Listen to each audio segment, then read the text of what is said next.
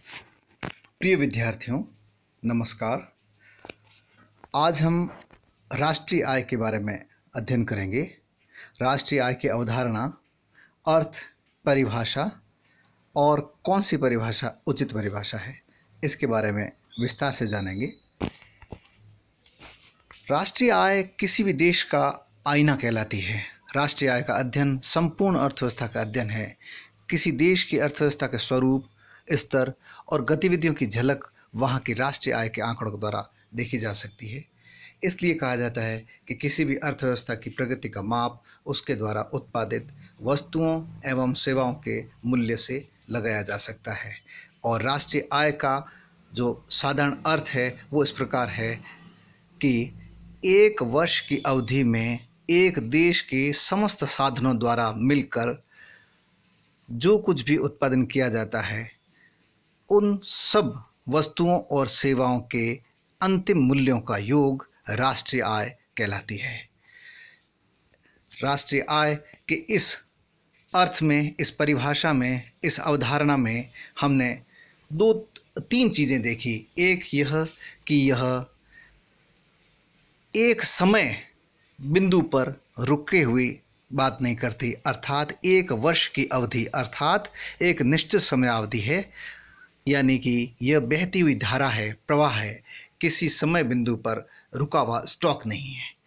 दूसरा हमने इसमें ये देखा कि देश के समस्त साधनों द्वारा मिलकर, अर्थात देश में जितने भी उत्पादन के साधन हैं उनके द्वारा जो भी क्रियाकलाप किए जाते हैं उनसे उत्पादित वस्तुओं और सेवाओं को इसमें जोड़ा जाता है।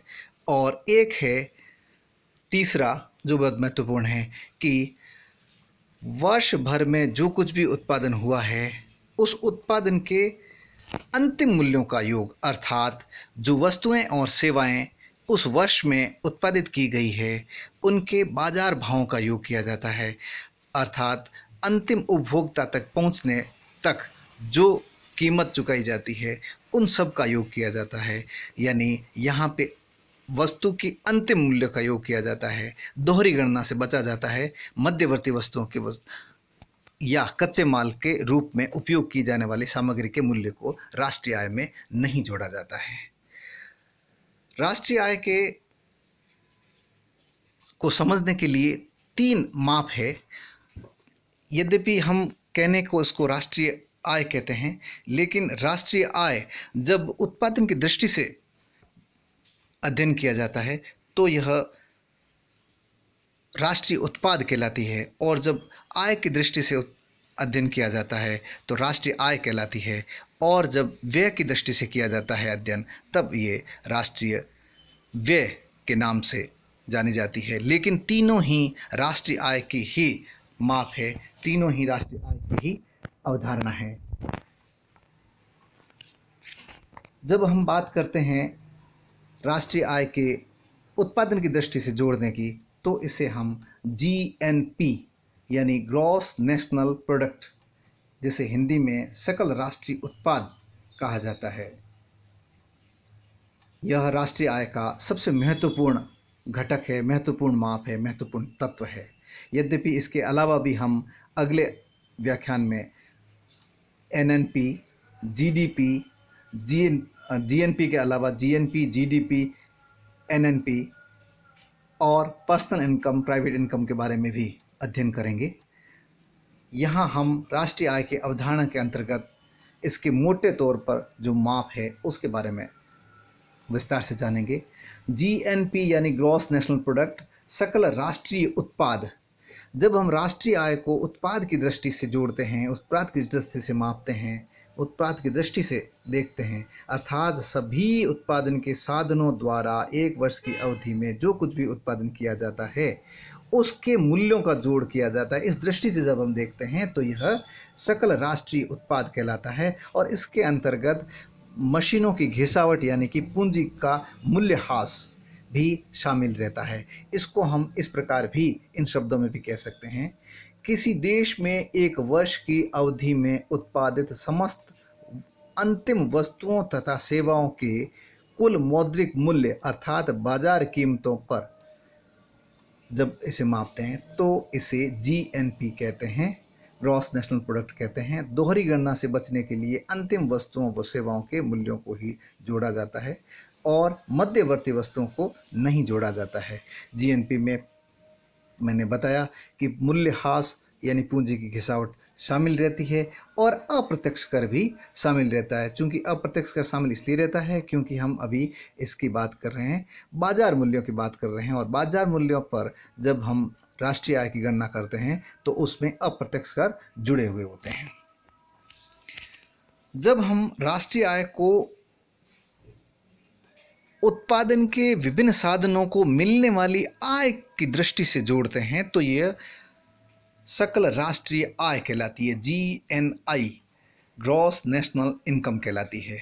और इसके अंतर्गत एक देश के समस्त साधनों द्वारा एक वर्ष की अवधि में जो कुछ भी कमाया जाता है, जो कुछ भी मेहनत करके आय के रूप में प्राप्त किया जाता है, चाहे वो ब्याज के रूप में हो, चाहे वो लगान के रूप में हो, चाहे वो सैलरी के रूप में हो, चाहे वो लाभ के रूप में हो, जो कुछ भी प्राप्त किया जाता है आय के रूप में, उन सब की जोड़ जब लगाई जाती है तो यह सकल राष्ट्रीय आय कहलाती है। जैसे कि इस सूत्र में भी या इस समीकरण में भी दिखाया गया है, GNI बराबर wages plus interest plus rent plus profit plus salaries, यानी सकल राष्ट्रीय आय बराबर मजदूरी दर है प्लस ब्याज प्लस लगान प्लस लाभ प्लस सैलरीज। जब राष्ट्रीय आय को व्यय की दृष्टि से जोड़ा जाता है तो यह GNE अर्थात ग्रॉस नेशनल एक्सपेंडिचर, सकल राष्ट्रीय व्यय कहलाती है। और इसको इस रूप में देखा जा सकता है, GNE बराबर C plus I plus G plus X minus M, अर्थात सकल राष्ट्रीय व्यय बराबर कुल उपभोग व्यय प्लस निवेश इन्वेस्टमेंट प्लस सरकारी खर्च यानी गवर्नमेंट एक्सपेंडिचर प्लस विदेशों से प्राप्त शुद्ध आय अर्थात एक्सपोर्ट माइनस इंपोर्ट। अब हम बात करते हैं कि राष्ट्रीय आय की कौन कौन सी परिभाषाएं हैं जो प्रचलन में हैं और कौन कौन सी परिभाषाएं किन किन अर्थशास्त्रियों ने दी और इनमें से अधिक उचित कौन सी है या इनका किस रूप में अध्ययन किया जा सकता है। पहली परिभाषा के रूप में हम मार्शल की परिभाषा लेते हैं।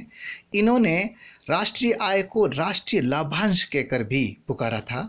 सन 1890 में प्रकाशित प्रोफेसर मार्शल की प्रसिद्ध कृति अर्थशास्त्र के सिद्धांत प्रिंसिपल्स ऑफ इकोनॉमिक्स में राष्ट्रीय आय के लिए राष्ट्रीय लाभांश शब्द का प्रयोग किया गया।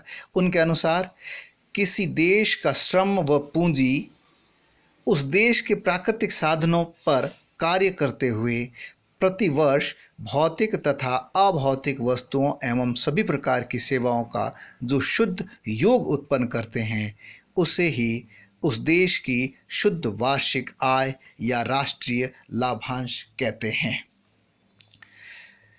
इस परिभाषा की अनेक विशेषताएं हैं लेकिन कुछ आलोचनाएं भी हैं, लेकिन इसको हम शॉर्ट में संक्षेप में इस प्रकार कह सकते हैं, शुद्ध राष्ट्रीय आय या शुद्ध राष्ट्रीय लाभांश बराबर वस्तुओं तथा सेवाओं का कुल वार्षिक उत्पादन प्लस विदेशी विनियोग से प्राप्त शुद्ध आय माइनस कच्ची सामग्री की लागत प्लस मूल्यह्रास या पूंजी की घिसावट। इसके बाद जो परिभाषा आई वो प्रोफेसर फिगू की थी और इन्होंने राष्ट्रीय आय को कल्याण की दृष्टि से देखा। राष्ट्रीय आय को मौद्रिक दृष्टिकोण में परिभाषित किया, यद्यपि ये कल्याण अर्थशास्त्र से संबंधित थे। पिगू ने जो राष्ट्रीय आय बारे में लिखा वह उनकी पुस्तक कल्याण का अर्थशास्त्र में प्रकाशित हुआ था, जो कि 1920 में प्रकाशित हुई थी और यह उनका मौद्रिक दृष्टिकोण था। प्रोफेसर पिगू के अनुसार किसी समाज की राष्ट्रीय लाभांश वस्तुगत आय का वह भाग है जिसमें विदेशों से प्राप्त आय भी सम्मिलित होती है और जिसे मुद्रा के रूप में मापा जा सकता है। इस परिभाषा की कुछ विशेषताएं रही तो कुछ आलोचनाएं भी हुई।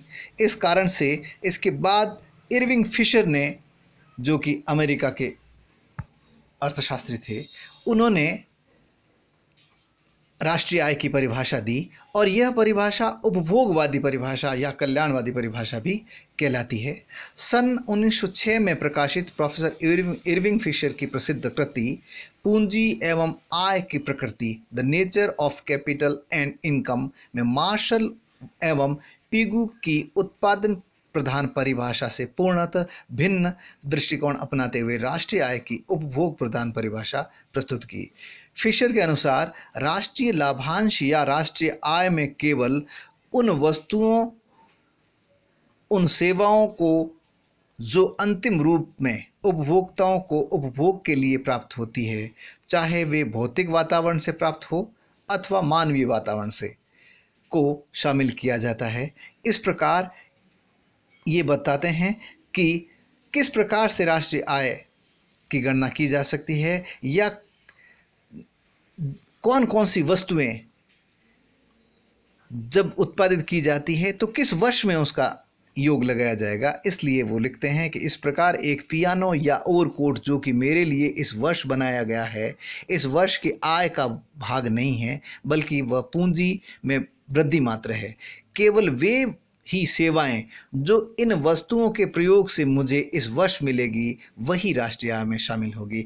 इसका कहने का मतलब ये है यहाँ पर कि जो कुछ भी वस्तुएं और सेवाएं उत्पादित की जाती है, बनाई जाती है, वो यदि उस वर्ष में ही उपभोग कर ली जाती है, उस वर्ष में ही बेची जाकर अंतिम उपभोक्ता तक पहुंच जाती है, तब तो उस वर्ष में उस वस्तु या सेवा के मूल्य को राष्ट्रीय आय में जोड़ा जाएगा। अन्यथा वह एक पूंजी में वृद्धि ही कहलाएगी। और यदि पुराने वर्ष की कोई वस्तुएं बनी हुई है और इस वर्ष यदि वो बिकती है और अंतिम उपभोक्ता तक पहुंचती है और उपभोग किया जाता है, तो उसके मूल्य को उस जिस वर्ष में वो बिकी है, जिस वर्ष में बनी है की बजाय जिस वर्ष में बिकी है, उस वर्ष के राष्ट्रीय आय में शामिल किया जाएगा।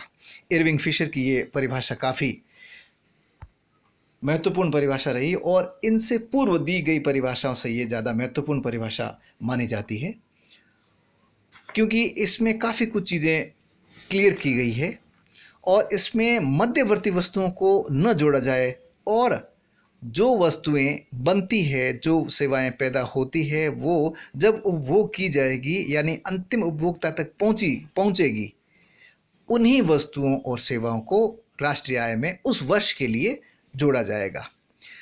इसके बाद आधुनिक परिभाषाएं आई, जिसमें साइमन कुजनेट्स की परिभाषा सबसे महत्वपूर्ण है। वो इस प्रकार से है: राष्ट्रीय आय वस्तुओं व सेवाओं का शुद्ध उत्पादन है जो देश की उत्पादन व्यवस्था से वर्ष भर में अंतिम उपभोक्ताओं के हाथों में अथवा देश के पूंजीगत स्टॉक में शुद्ध वृद्धि के रूप में प्रवाहित होती है। इसी प्रकार राष्ट्रीय आय समिति के अनुसार एक परिभाषा दी गई जो बिल्कुल छोटी परिभाषा है लेकिन बहुत कुछ समेटे हुए हैं। राष्ट्रीय आय अनुमान एक निश्चित अवधि में वस्तुओं और सेवाओं की बगैर दोहरी गणना किए हुए माप है। इसी तरह से VKRV राव के अनुसार राष्ट्रीय आय को इस प्रकार परिभाषित किया जा सकता है: राष्ट्रीय आय किसी अर्थव्यवस्था में वस्तुओं और सेवाओं की संपूर्ण वार्षिक धारा का नकद मूल्य है। इस प्रकार संक्षेप में हम कह सकते हैं कि राष्ट्रीय आय क्या है?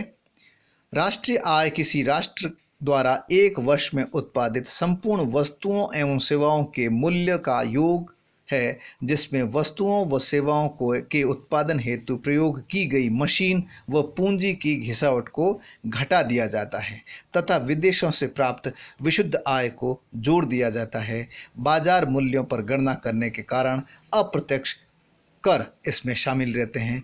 यह जो परिभाषा संक्षेप में दी गई है निष्कर्ष रूप में है, यह NNP के रूप में है, यानी शुद्ध राष्ट्रीय उत्पाद के रूप में है। यदि शुद्ध राष्ट्रीय उत्पाद में